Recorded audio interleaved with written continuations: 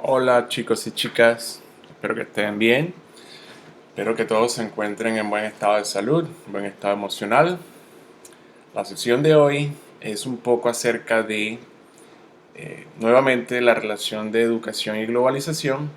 Esta vez vamos a tener en cuenta un poco dos discursos importantes en la historia de la filosofía latinoamericana, de estos grandes pensadores que están pensando en lugar de Latinoamérica y de los procesos de pensamiento latinoamericanos en relación con el norte epistémico, por decirlo de alguna manera. Lo llamo norte epistémico porque aquí precisamente en Epistemologías del Sur vamos a mirar lo que Boaventura da Sousa Santos está explicando en esa relación abismal, el conocimiento abismal que hay después de la línea, de lo que ha trazado la modernidad y los procesos de pensamiento que se han instaurado de un centro eh, que ha hecho mucho énfasis en Europa y en Norteamérica, ¿ya?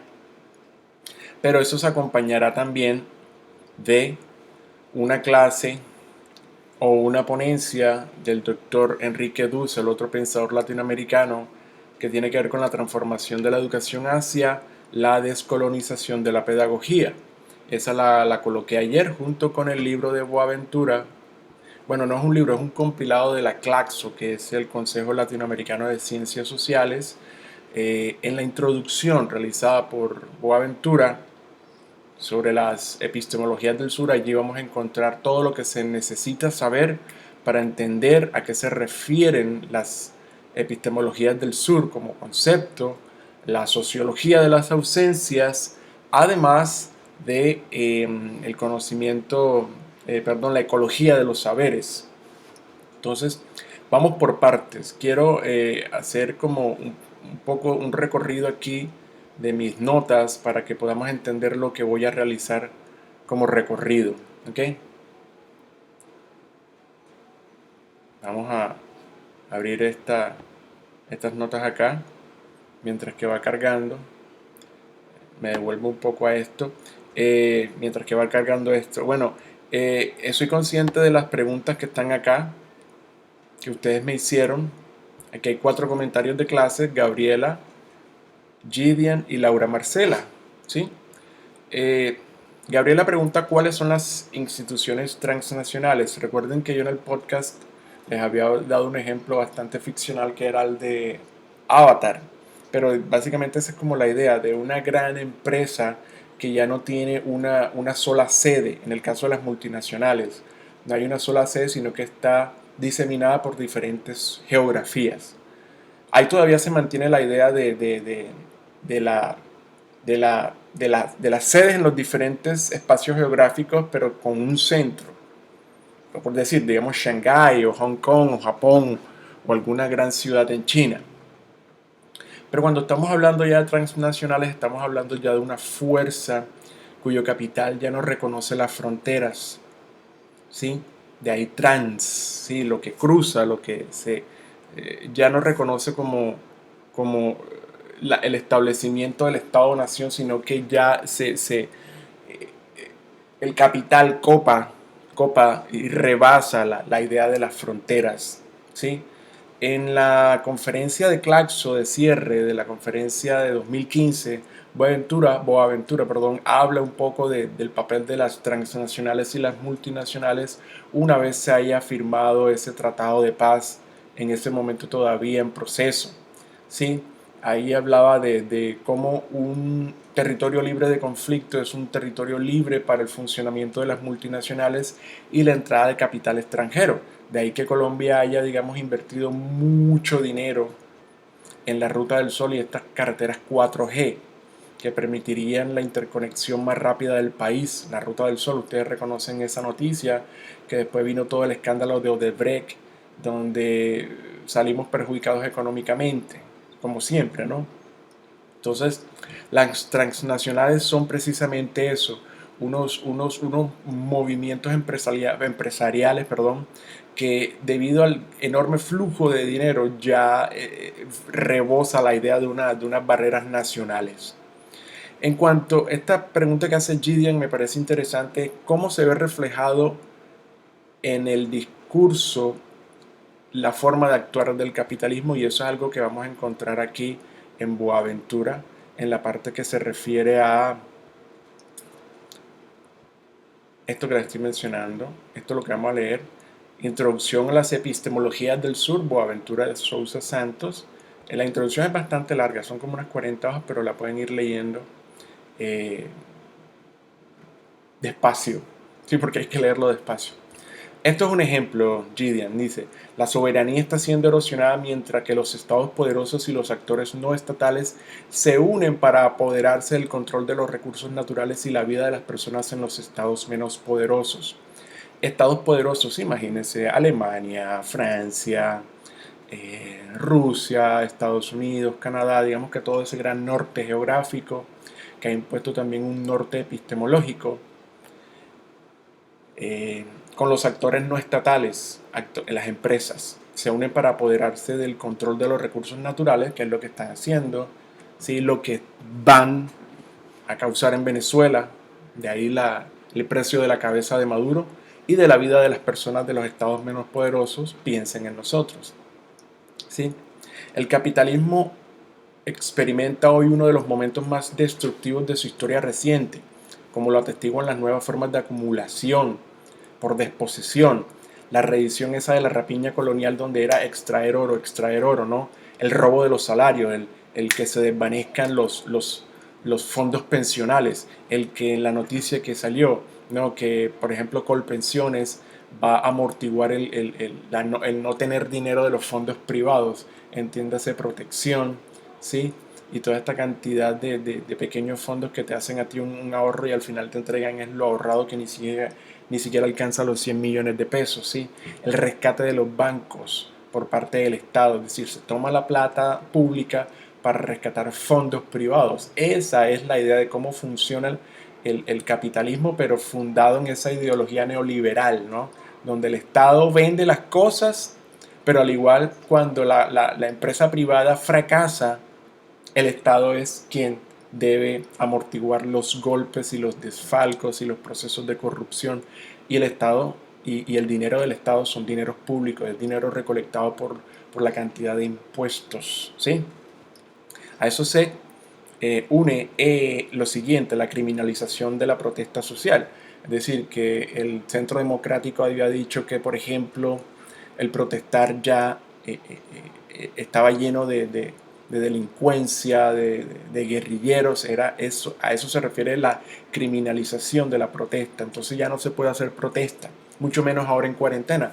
Pero hay un ejemplo interesante en Israel donde la gente salió a protestar a 1 metro de distancia. Entonces era una cuadrícula distanciada, pero igual había protesta. El paramilitarismo y las ejecuciones extrajudiciales complementan la escena. Este párrafo parece que hubiese sido escrito para Colombia, ¿sí? Pero es una visión general de cómo funciona el capitalismo en la penumbra, de cómo el capitalismo y el dinero, junto con la ideología neoliberal, funcionan para moldear el estado de cosas en los estados menos poderosos, como lo menciona él aquí, en los estados menos poderosos. Entonces, como ustedes pueden ver, yo he ido ya haciendo un filtro, pues este es mi filtro de la lectura de Boaventura. Es lo mismo que yo les recomiendo a ustedes para cuando estén haciendo este tipo de lecturas. Coloreen y dejen unas notas a los lados para que puedan entender un poco los recorridos de la idea de este pensador, ¿ya? No todo, o sea, todo es importante, pero siempre hay una parametrización, como establecer unos parámetros importantes para ayudarnos a la lectura y al digerir este proceso de entender esto, ¿no? Entonces me devuelvo un poco al recorrido de las ideas esperando que esto ya haya cargado. No ha cargado, vamos a abrirlo nuevamente. Aquí está. Este es un poco el recorrido que yo quiero hacer. Vamos a relacionar estos puntos. Aquí está. Bueno, aquí aparecía. Déjenme cerrar esto porque parece que no cargó bien. Eh, para que digamos tengamos como una idea de cómo necesito que pensemos el proceso de relacionamiento de esto. Bueno, aquí en el punto aparece Latinoamérica, la idea de Latinoamérica. Eso lo vamos a conectar con la conferencia de Enrique Dussel, que ya está en este punto. Recuerden, la conferencia de Enrique Dussel está aquí, en la relación de la educación-globalización y el pensamiento decolonial, la transformación de la educación. Esto es lo que vamos a relacionar. Entonces, ojo lo que estamos haciendo. Vamos a relacionar la idea de Latinoamérica y los retos de Latinoamérica. Aquí no aparece, pero aquí dice los retos de Latinoamérica con la transformación de la educación hacia la descolonización de la pedagogía, con las epistemologías del sur, para decantar todo esto en una película que ya deben ir buscando, está por ahí en algún sitio de estos web, que se llama La Jaula de Oro.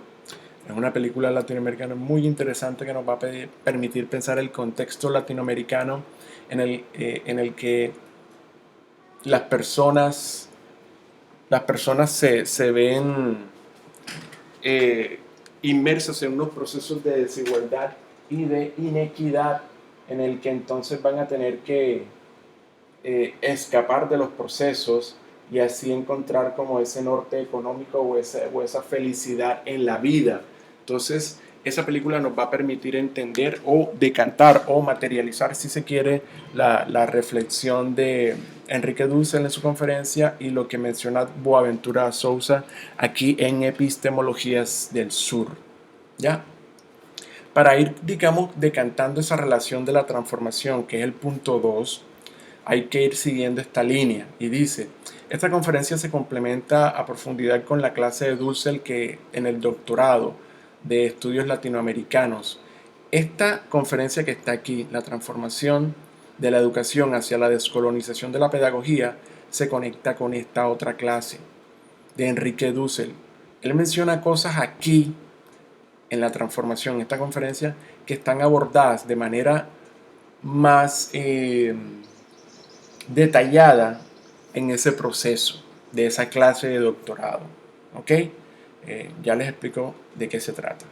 Que ya yo tengo las notas acá. Entonces, ¿qué pasa aquí? Hombre, hay que prestar atención a cómo el autor, en este caso Dussel, critica el proceso llamado descubrimiento y cómo la historia es enseñada. El punto de partida tanto de la clase de doctorado como de esa conferencia es mirar en el papel de la educación desde siempre, ¿no? O por lo menos desde que uno tiene memoria de cómo se ha enseñado la historia del pensamiento universal y de la filosofía universal. Y muchos de nosotros, la gran mayoría, se atreve a él a decir, se atreve a él a afirmar por su recorrido académico y laboral y de pensamiento y de todos los lugares donde ha estado y las ponencias que ha realizado, en que la historia se está enseñando de la misma manera, como una línea donde Europa es el centro y como ese es el punto de partida, la crítica de la historia universal teniendo como centro a Grecia. Él comienza a deconstruir eso para poder decir entonces que hay que retransformar y variar y alterar de raíz, no solamente de currículo y de asignatura, sino de forma ontológica el papel de la educación. ¿Por qué el pensamiento de Dussel es importante para pensar la relación de globalización y educación? Es una pregunta que yo me hago cuando observo la conferencia y es importante porque es que la relación, como ustedes leían en globalización y educación, una visión crítica, ¿cuál es el papel del educador? El papel del educador precisamente es establecer una perspectiva crítica frente a la información. Es tomar la información, es saber encontrarla, saber digerirla, organizarla para poder presentarla de manera vehemente, pertinente, coherente, cohesiva al grupo de estudiantes y llevarlos a un proceso creativo, pero al mismo tiempo crítico, que permita entonces de esta manera afrontar la realidad de las cosas. ¿Cuál es el fin último de la educación? Crear un ciudadano que pueda ejercer un ejercicio de ciudadanía crítico frente al estado de las cosas. Ese es el papel del pensamiento de Dussel en la relación de la globalización y en la educación. Cuando ustedes vean esa conferencia y la clase magistral de doctorado, van a poder entender esa relación de manera profunda. Es decir, cuando él comienza a criticar la manera en que se ha enseñado la historia, cuando comienza a decir que el único pensamiento o que no se puede tomar como centro de la historia universal a Grecia y a Roma, es decir, a ese pequeño mundo latino, a Europa en general, se derrumba la idea del pensamiento eurocéntrico porque comienza a salir a la luz este proceso que ya en sí es mundial, donde aparece Asia como el centro de la civilización, porque Europa como el centro de la civilización es un invento moderno, ¿ya? Entonces hay que tener en cuenta eso. Luego pasamos un poco a cómo decolonizar o descolonizar la educación contribuye a pensar el papel de Latinoamérica y sus procesos educativos. Es interesante esa pregunta y es otra pregunta que yo me hago cuando observo la ponencia y la clase de este profesor, doctor Enrique Dussel. ¿Por qué precisamente? Porque es que cuando se quita a Europa del centro de la historia universal, entonces aparecen otros pueblos, otras comunidades, otras formas de pensar que estaban más avanzadas que los europeos en la antigüedad. ¿Sí? Una de esas formas es lo que existía en Mesoamérica. ¿Sí? Lo que existía en Mesoamérica. Además del Imperio Inca, que según comenta, yo lo entendía que era un poco más pequeño, pero lo explica desde Popayán hasta Mendoza en Argentina. Yo lo concebía desde... Un momento, tomo agua.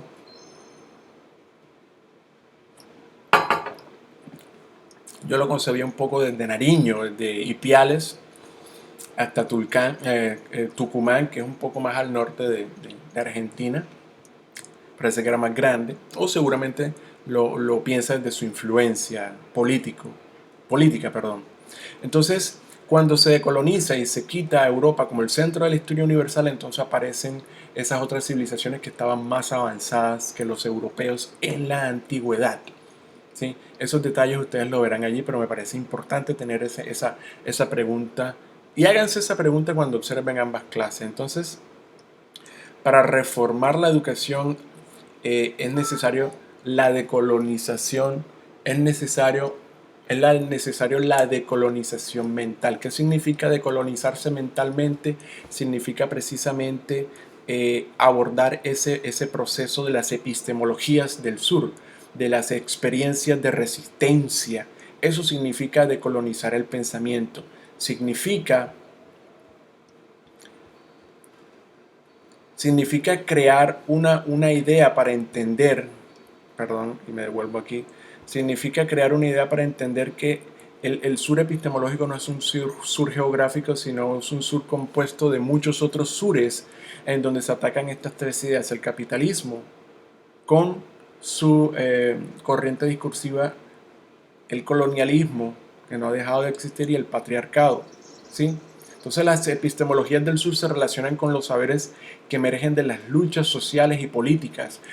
¿Por qué ustedes creen, y háganse esa pregunta, el constante y la continua desaparición de los líderes sociales? ¿Por qué es que se necesita silenciar esa lucha social y esa lucha política que es la que permite, o es la que se opone, o es la piedra en el zapato del capitalismo y del neoliberalismo? La lucha social. Por eso es que convierten en objetivos militares a estos líderes sociales, porque ellos son los que promulgan esa lucha colectiva, que es la que propone o la que explica aquí desde las epistemologías del sur, que se refieren a la producción y validación de conocimientos anclados en experiencias de resistencia a todos los grupos sociales que han sufrido la injusticia, la opresión y la destrucción causada por el capitalismo. Y es precisamente lo que sucede detrás de la continua eliminación de los líderes sociales, enmarcado en esa teoría, ¿no? Enmarcada en esa teoría. Entonces uno va haciendo ese recorrido, y es precisamente decolonizar el pensamiento. Significa entonces entender que hay una forma de resistir el norte epistemológico. ¿A qué se refiere el norte epistemológico? A la ciencia occidental, que ha creado unas formas de entender la realidad que una forma de entender la realidad a partir de un método científico y una validación de los procedimientos científicos, en donde no caben otras formas de validación que no estén atadas a esos procesos. De ahí que el norte occidental y epistémico haya generado un epistemicidio, como lo explica Boaventura. Un epistemicidio es la eliminación sistemática de otras formas de conocimiento que no se enmarcan dentro del saber occidental o de la construcción científica del saber occidental. ¿Ok? Entonces, por medio de las epistemologías del sur, entonces los sujetos son redimidos, son revelados y traídos a la presencia, son sujetos colectivos. Es decir, las epistemologías del sur se construyen desde comunidades, desde sujetos colectivos, a diferencia de la construcción de conocimiento del sujeto occidental. ¿Ya? Entonces, hay algo importante que él comienza a separar aquí, que es algo que también toca Enrique Dussel en ambas clases, y es precisamente que hay una falsa universalidad cuando se piensa en la ciencia con raíz occidental eurocéntrica, que hay una falsa universalidad porque precisamente deja de lado los que están del otro lado de la línea de la contemporaneidad o de la modernidad, y es precisamente esa cantidad de pueblos, de saberes y de otras formas de hacer ciencia y de conocer y de experimentar teórica y experiencialmente la realidad. ¿Ya? Entonces este texto es interesante en ese sentido. Quiero que lo tengamos en cuenta cuando estemos analizando ese tipo de relaciones que estamos estableciendo. Recuerden que es este proceso de relación, ¿no? Estamos relacionando esto. Latinoamérica aquí, la transformación con las clases de Enrique Dussel y las epistemologías del sur. ¿Ya? Ya me devuelvo un poco a esto. Entonces, las epistemologías del sur se mueven más allá de la crítica interna, no están interesadas en formular una línea crítica más, como en formular alternativas epistemológicas que pueden fortalecer las luchas contra el capital, contra el colonialismo y contra el patriarcado. Entonces necesitamos un pensamiento alternativo de las alternativas. No necesitamos, como dice Boaventura, alternativas, sino un pensamiento alternativo, una idea alternativa al desarrollo. ¿Ok? ¿Por qué entonces, retomando la pregunta esa que estaba planteada acá, no quiero que se me pierda, estamos pensando esta pregunta? La reforma de la educación es de colonización mental. Aquí pueden encontrar la respuesta en la página, ya les digo, 34, en el segundo párrafo, página 34, segundo párrafo. Esto no lo van a encontrar porque yo no le entregué el documento marcado, estas son mis líneas.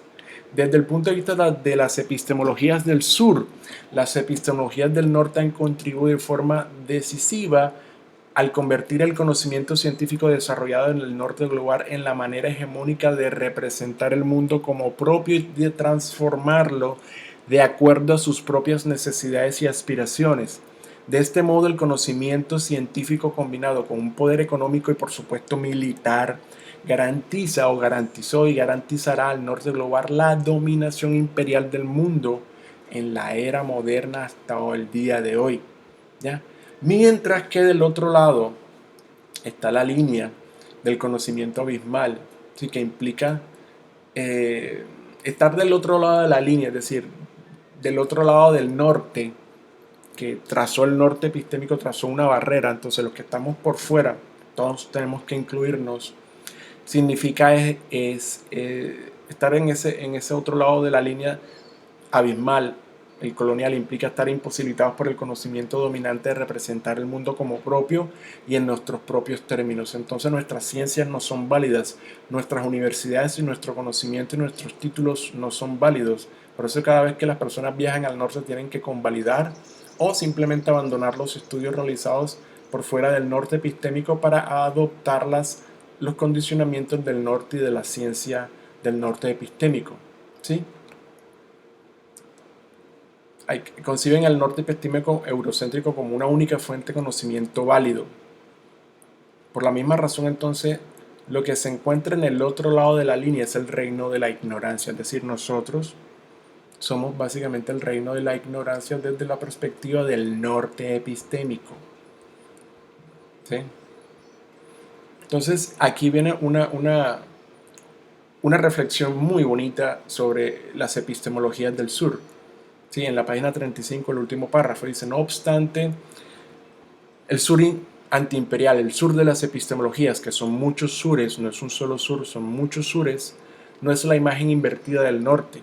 Las epistemologías del sur no buscan reemplazar para nada al norte, ni siquiera ponerse en su lugar y convertirse ahora en el opresor, no, para nada. Su objetivo es superar la dicotomía jerárquica, esa planteada. El sur que se opone al norte no es aquel sur que el norte construyó como víctima.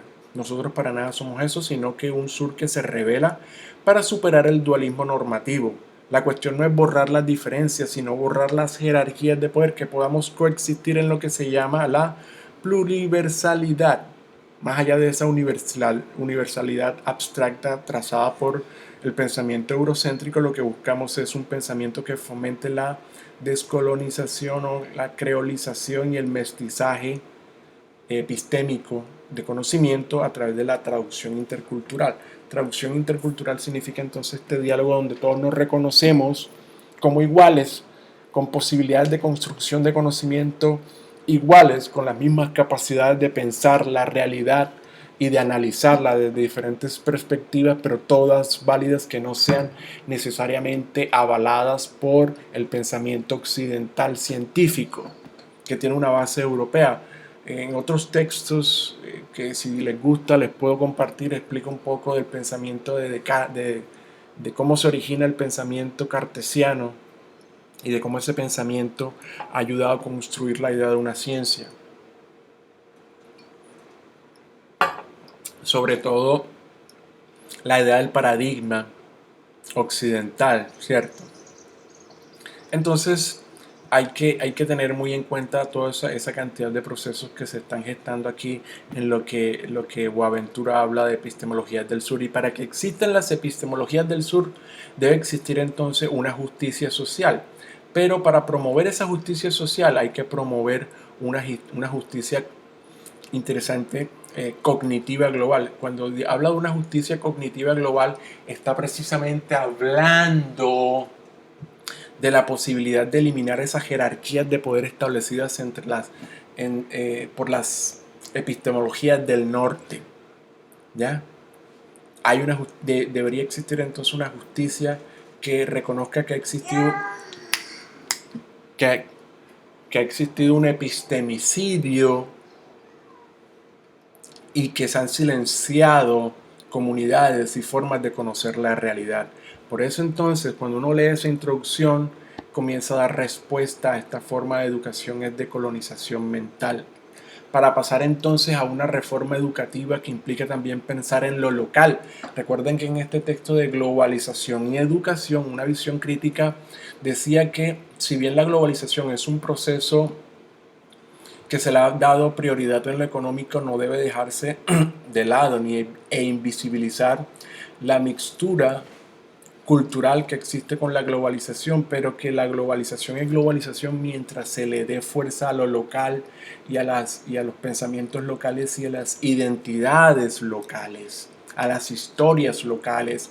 Por eso es que Enrique Dussel en esa conferencia, ya casi al final, explica que cuando es importante enseñar otras formas de la historia, no hay que comenzar por la historia universal eurocéntrica, sino por la historia local, de quién eres tú, quiénes son tus padres, quiénes son tus abuelos, cuál es la historia de tu barrio, cuál es la historia de tu ciudad, de tu departamento, así de lo menor a lo mayor, para poder entender entonces la conexión de lo que uno es como individuo con el resto.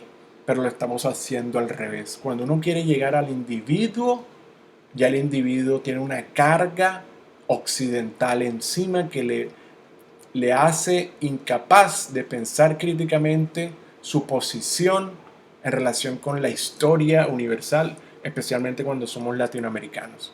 Entonces, teniendo en cuenta las historias locales y las identidades locales, entonces pasamos a reformar el punto de partida de ese pensamiento, ¿no? Eso implica cambiar la mirada hacia lo verdaderamente mundial, que es quitar a Europa del centro. Entonces, la historia contada por Dussel entra en consonancia con las teorías que explican un poco el proceso de las lenguas. Es interesante cuando yo me pongo esa nota aquí ya cerrando ese grupo de notas, porque cuando yo estoy enseñando sociolingüística o lenguas en contacto y explico un poco el origen del lenguaje en la humanidad, precisamente es mediante la diáspora humana que se construyen las diferentes lenguas, y es que nacen las diferentes lenguas. Cuando los grupos humanos comienzan a desperdigarse por el mundo y comienzan a separarse culturalmente, esas separaciones culturales, esos interactuales ya independientes, es lo que permite que surjan nuevas formas de comunicación, nuevos sonidos, nuevas formas de esos sonidos, ¿sí? Y hay muchas lenguas que no solamente están atadas al tronco indoeuropeo, ¿ya?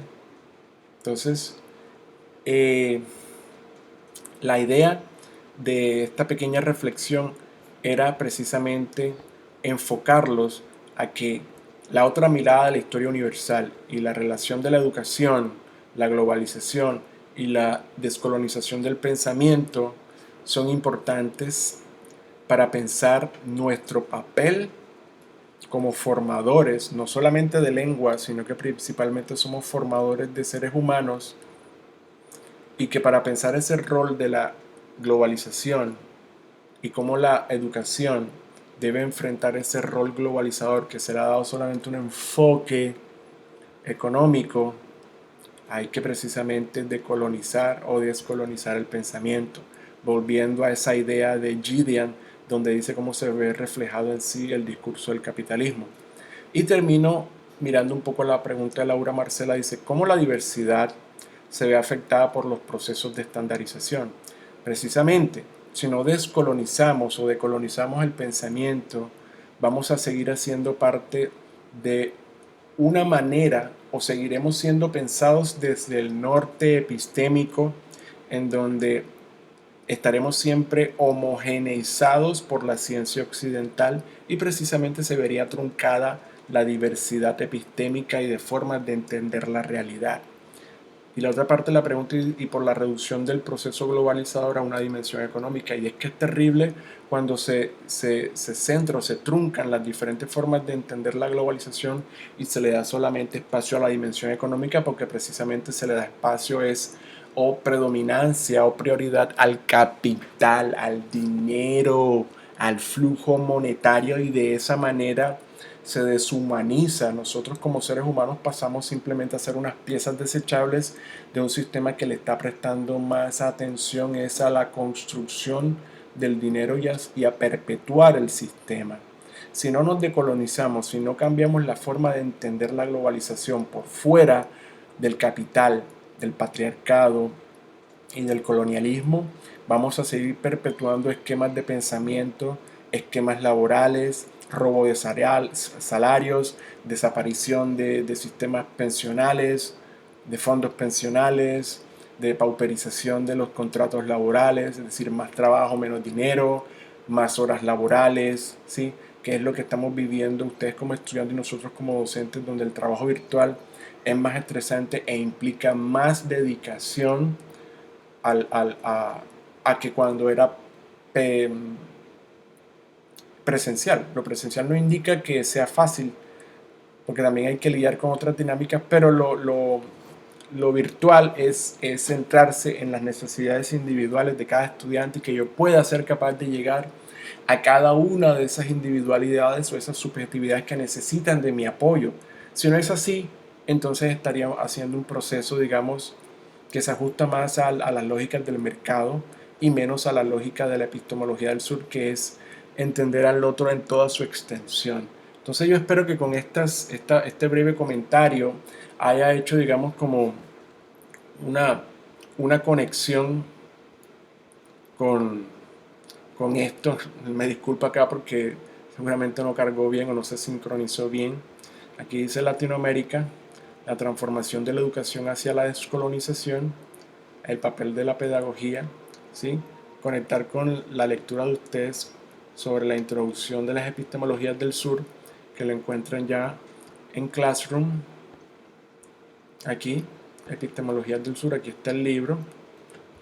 Van a leer la introducción, como les comenté, es bastante extenso, pero le dedican unos cuantos días a eso, para que podamos entonces aplicar esto que se dice aquí en epistemologías del sur con esto que se dice acá en la clase de Enrique Dussel y esta otra clase de Enrique Dussel,